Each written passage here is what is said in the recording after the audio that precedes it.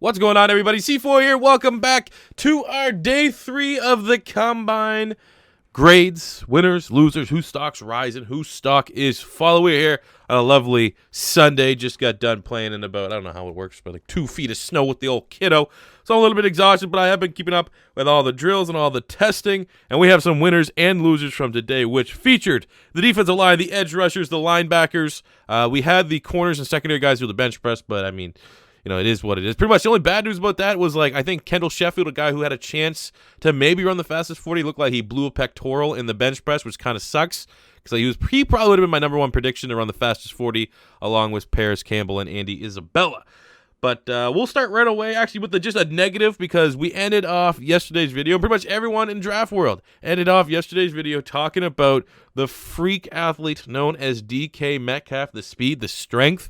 But that was all before the 3-cone time came out. 3-cone is pretty important for a wide receiver. I still think the 40 is probably the biggest, but then you got the vertical leap, which obviously shows your explosiveness, your little bit of range for jump ball. DK did very well in that. But the 3-cone drill, which kind of shows, I guess, if you had to stretch a drill translating to, you know, an aspect of your game, you would think maybe your shiftiness, your route running ability, your cuts. DK Metcalf ran the 7.38 in the 3-cone, which is the third worst. Like, some offensive linemen had comparable numbers, and we already knew from DK Metcalf's tape that his route running ability, his route tree in general, was the weakness of his game. But you're more so going to draft him very, very high because you're going to think that you can develop those traits, and you can't develop the traits that he already possesses. It's way more difficult to make a guy that much faster through not using illegal substances than it is to actually just get a good wide receiver coach, good offensive staff, and develop a route running tree. So I think, you know, we got to kind of shed a little bit of light because we ended with DK Metcalf as an absolute destroyer of worlds. Should be, you know, I had him going as number 4 in my mock draft, but I've regarded him all along as a top 10 pick, top 5 pick. But you still got to say, 3-cone did, you know, highlighted what we knew his weakness was, and it should be said. But moving from that, from DK Metcalf, just, you know, not being as freaky, but, you know, he's still an A-plus athlete, just maybe not the A++ that a lot of us were kind of hyping him up to be, because he still is, you know, a little bit raw at the wide receiver spot. But obviously, if you know anything about the wide receiver class and if you watched C4's wide receiver breakdowns, we've done 2. We've been telling you all along that while I'm a massive fan of DK Metcalf, he's my wide receiver 1. Gotta complete him as a player. But moving from that, we have defensive line, edge rushers, and linebackers went today. We'll start right with the winners at the defensive line. First up, we have Quinnen Williams from Alabama, who I didn't say he was going to have a bad combine. I said I was worried he would have a bad combine because people said, coming out of high school that he was not a great percentile athlete, but I think he had like a 5.2 40, and a lot of people on, I think it was on Reddit, one of the draft Reddits was talking about, you know, it is one of the common things that guys don't drastically change their 40 times from high school to the combine. Obviously, some will. And obviously, if you go to a school like Alabama, you're probably going to come out a little bit better of an athlete. And a 4.83 for Quinnen Williams, had a really good 10-yard split, which I really remember just from the broadcast. 10-yard split is obviously a little bit more important for the defensive lineman because, I mean, how many times are they running 40 yards downfield? But Quinnen Williams had a very good day, and just because I put out there in my combine preview video that I would not be shocked if Quinnen Williams didn't have an incredible combine, we should make note that he definitely lived up to those top 3, top 5 player in the draft expectations. Dexter Lawrence, I said don't be surprised. We ended up yesterday's video talking about the 34 reps. 36. I saw 36 today on NFL Network, but I think he only finished with 34 official. But he won the bench press. That was my prediction for the bench press, and I kind of said don't be surprised if he runs a really good 40. Now, I didn't want to say he was going to run a 4.95, which is what I kind of was thinking. I was hoping he was going to get in the high 4.9s, but 5.05 at 342 pounds is disgusting. And then he actually pulled up a little bit, so we didn't get to see his second attempt. I feel like he would have got closer. He would have got that shaved off a couple seconds, might have got right on that 5 on the button. But big day for Dexter Lawrence.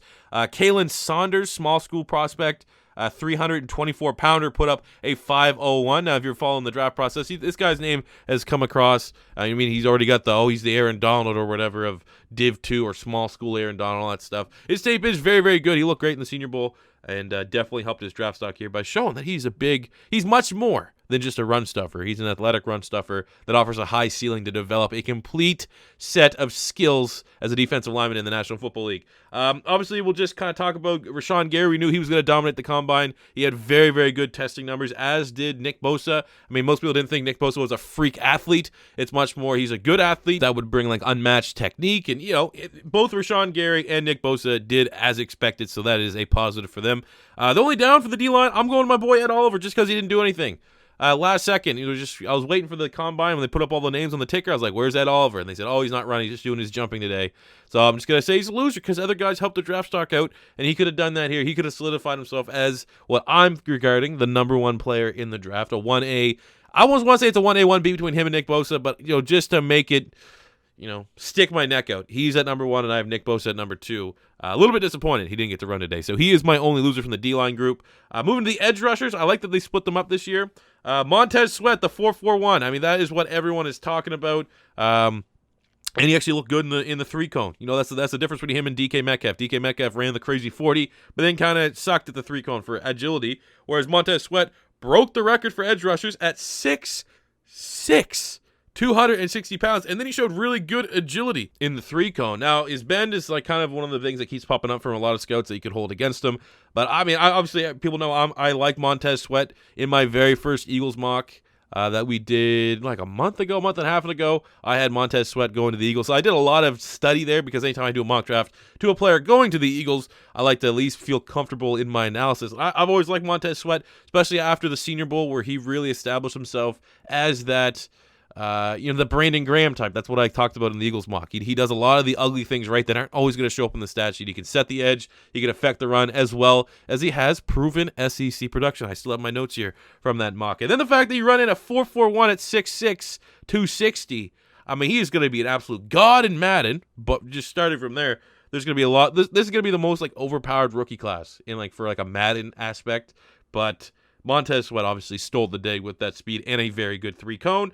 Brian Burns also had a very good day. Obviously, the weight concerns. Is he 225? Is he 230, 235? Came in at 250. Everyone's like, okay, that's a huge win for him. But will he still be able to post big numbers and show off that athleticism that we saw on tape at 225 at Florida State? Runs a 4.53, good 10-yard split. So, I mean, all is good for Brian Burns. Obviously, with Montez Sweat, how much are we going to value and undervalue the combine here? Like, same goes with DK Metcalf. I mean, I've been higher on DK Metcalf than most, so it's not really an over-exaggeration for me putting DK Metcalf in my mock draft before he even ran the 4.33 to the Raiders at 4. But you see a lot of guys in the mock draft community had DK in the 20s and stuff like that. So for the guys that shift DK Metcalf in the top 5, that is a huge jump. But for me, I've been high on DK Metcalf, so for him balling out the combine, it's not a overreaction. But for someone like Montez Sweat, that how much are you going to value just that freak athletics? It's that frame. How much higher? Like, I've had Montez Sweat as a guy that is going to go, I feel, somewhere between Carolina and Philly. Like, I feel like that was the range when I had him mocked to the Eagles. Now that he's tested out the water, I don't think he's necessarily going to jump into the top 10, but I would definitely say at this point he's probably out of reach. At least I could say he's probably going to be out of reach for my Philadelphia Eagles at 25. But good for Brian Burns as well. Chase Winovich and Ben Banogu both had really good days from a testing standpoint, especially Chase Winovich.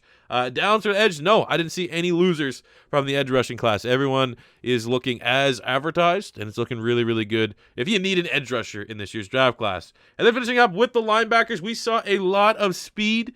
Devin White and Devin Bush, obviously, as advertised. Devin White 4.42, Devin Bush 4.43. So I guess we got the prediction right. I said Devin White would run the fastest 40. But I mean, both those guys were, first round linebackers. I don't really think their draft stock has gone up or down. I had Devin White as a top 5 talent in the draft, and I had him going around top 10 just because linebacker's not that big of a need, to like the Cincinnati Bengals. And a guy like Devin Bush, I think I had him mocked almost in every mock draft to the Rams at the bottom end of the draft. Probably doesn't change a lot just because I just don't think the need for inside linebacker is going to warrant that much higher of a pick, but definitely both have solidified themselves as first-round players. Gary Johnson, linebacker from Texas, ran a 4.43, had some track background. I didn't know about that. They talked about that on the Combine show. But, I mean, he's undersized linebacker. Like, I'm expecting, like, one of these things, people are coming up and saying, oh my God, look at these, like, low 4.4s, 4.5 speed for linebackers. But then you you think in your head like linebackers, all right? So this guy's probably 6'2", 250, 6'2", 245. But then when you look at really Devin White, Bush, Gary Johnson, like they're 6 feet, 220, 225, 230. Like there's like these converted safety types. So I mean, while these numbers are very, very good, and someone like Gary Johnson, obviously we're talking about him and the guys that have definitely helped out their stock. You know, it's not supposed to be like, it's not like 5 years ago where you see these numbers for your traditional build at linebacker. These guys here are that converted safety, guys that are primarily coverage type guys, and they should be seeing these numbers, and we should be seeing these type of numbers going forward at the combine for the linebacking spot. Jermaine Pratt also really helped out his draft stock. 4.57, looked really, really good in the drills, had like a one-handed interception. That obviously has been one of the highlights of day 3 of the combine. Cam Smith from USC, Drew Tranquil from Notre Dame, Bobby Okereke from Stanford also had nice days.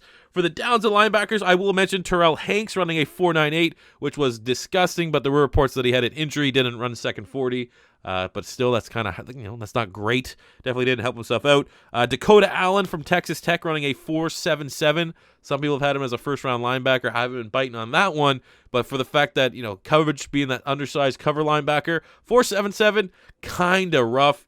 Joe Giles Harris from Duke running a 4.75. Also didn't look tremendous during the drills. I thought, I saw this low 40. I was like, well, you know what? He'll probably pick it up in drills a little bit. I literally don't even remember him in the drills, to be completely honest, and I was looking for him. So that he was pedestrian. And if you told me right now, hey, C4, Joe Giles Harris didn't even run the drills, I'd go, oh, that makes sense. But also, if he did, that also makes sense because he's ghosting. He was ghosting, ladies and gentlemen. So those were our 3 losers at the linebacker spot. But overall, very, very positive day. We only have 4 guys total for the 3 positional groups that I thought, well, I know maybe it's a little bit of personal opinion that I was disappointed, but I thought might have negatively affected their stock. Other than that, everyone was winners today. I think big winner, I guess you would probably have to say Montez Sweat, just from the fact that he's like a new record holder and stuff like that. But again, man, he's I always feel like when you talk about a big winner, you want to talk about a guy that maybe wasn't getting first round buzz and now has solidified himself. Like Montez Sweat was going in the first round. Devin Bush, Devin White, first round. Quinnen Williams, Dexter Williams, or maybe Dexter Lawrence could have. I don't know. First round, Nick Bosa first round, Rashan Gary first round.